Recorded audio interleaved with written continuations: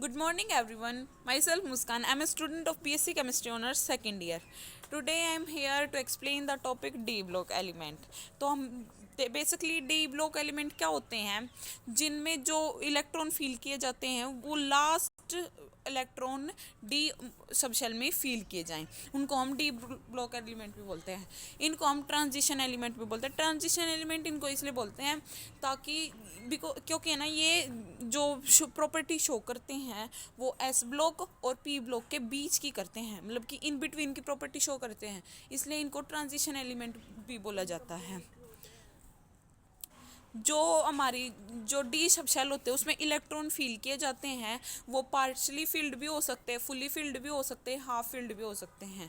वो उसके नेचर पे डिपेंड करता है। जैसे फर्स्ट हमारी जो सीरीज़ है उसको हम 3D सीरीज़ कहते हैं। वो है ना स्कैंडियम से शुरू होती है और जिंक पे ख़त्म होती है। ये एक ट्रिक भी है उसको याद करने की। यारी सॉरी, ये तो सेकंड वाले की है। ये है साइंस टीचर वेरी क्रूअल, मांगे फेर कॉपी निकुंज से। साइंस टीचर वेरी क्रूअल, मांगे फेर कॉपी निकुंज से। साइंस मतलब SC scandium, teacher TE tellurium, very मतलब कि V वेनेडियम, क्रूअल CR मतलब कि क्रोमियम, और मांगे MN मैग्नीज।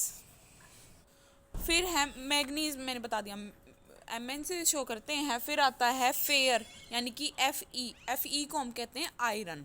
फिर आता है कोबाल्ट, निकल और कॉपर और जिंक। ये हमारी फर्स्ट जो है सीरीज़ है 3D सीरीज़ कहते हैं। हमारी 4 सीरीज़ होती हैं, 4D series, 5D series, 6D series. वो हम नेक्स्ट लेक्चर में करेंगे। तो फिर हम इसकी प्रॉपर्टीज़ देखते हैं कि प्रॉपर्टी ये क्या क्या शो करते हैं। जो हमारे डी ब्लॉक एलिमेंट्स हैं ये बहुत ही हार्ड होते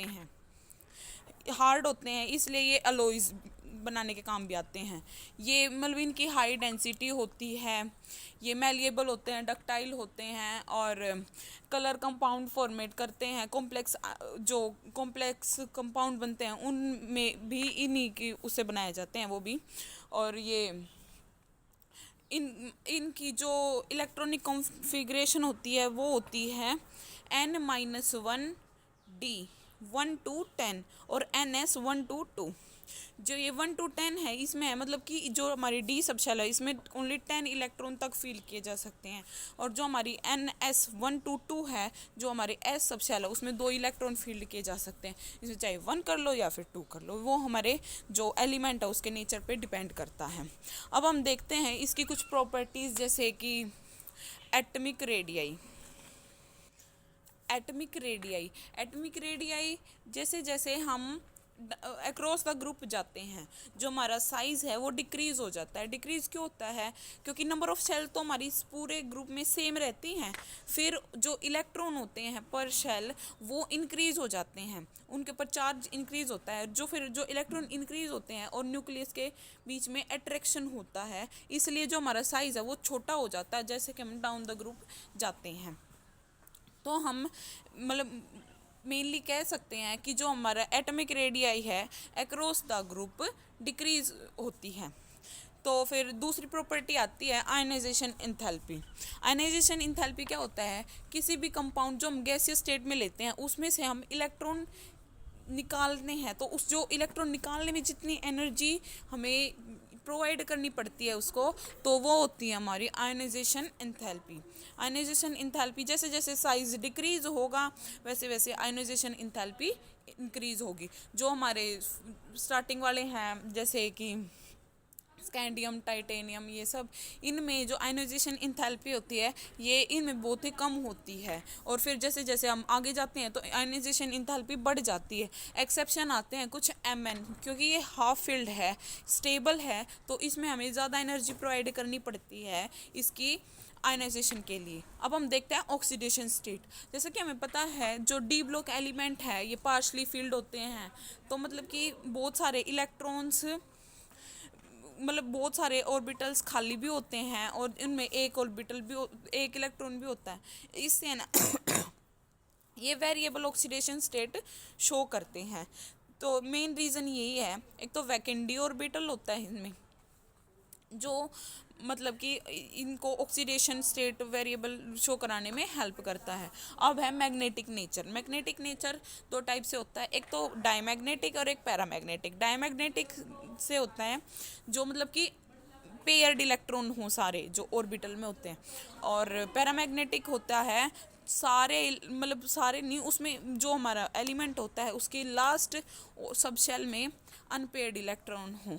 तो फिर कुछ जो एलिमेंट हैं उनके उसमें अनपेयर इलेक्ट्रॉन होते हैं, कुछ में पेयर, तो उनके हिसाब से हम जिसमें अनपेयर्ड इलेक्ट्रॉन होते हैं उसको हम पैरामैग्नेटिक नेचर में डाल देते हैं, और जिसके सारे इलेक्ट्रॉन पेयर्ड होते हैं उसको हम डायमैग्नेटिक नेचर में डाल देते हैं।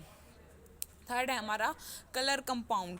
जो ये हैं हमारे डी ब्लॉक एलिमेंट, ये कलर कंपाउंड फॉर्म करते हैं।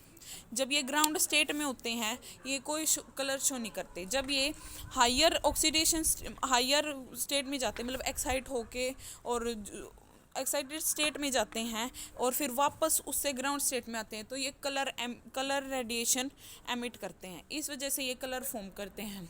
थर्ड है हमारा कॉम्प्लेक्स फॉर्मेशन। ये हैं जो कॉम्प्लेक्स भी फॉर्म करते हैं इसके सारे कंपाउंड। तो जैसे कि ये कॉम्प्लेक्स इसलिए फॉर्म करते हैं ताकि ये एक तो इनका स्मॉल साइज होता है, इनके जो लास्ट ऑर्बिटल है डी सब शेल उसमें इलेक्ट्रॉन मतलब फुली फील्ड नहीं होता, वो एम्प्टी होता है, इस वजह से ये कॉम्प्लेक्स फॉर्म करते हैं। तो फिर एक कुछ क्वेश्चन आते हैं जैसे जिंक, कैडमियम, मरकरी, इनको ट्रांजिशन एलिमेंट नहीं कंसीडर किया जाता, बट ये डी ब्लॉक एलिमेंट में आते हैं। इनको ट्रांजिशन एलिमेंट इसलिए वो नहीं किया जाता क्योंकि जो इनकी डी सब शेल होती है वो फुल्ली फिल्ड होती है, उसमें मतलब कि सारा वो भरा होता है, कोई एम्प्टी स्पेस नहीं होता। तो है ना वो मतलब बहुत सारी प्रॉपर्टी ऐसी हैं जो डी ब्लॉक जैसी शोन नहीं करते। इस वजह से जो हमारे कैडमियम और ये सब हैं ये डी ब्लॉक एलिमेंट हैं, लेकिन ये ट्रांजिशन एलिमेंट नहीं कंसीडर किया जाता। Thank you for watching.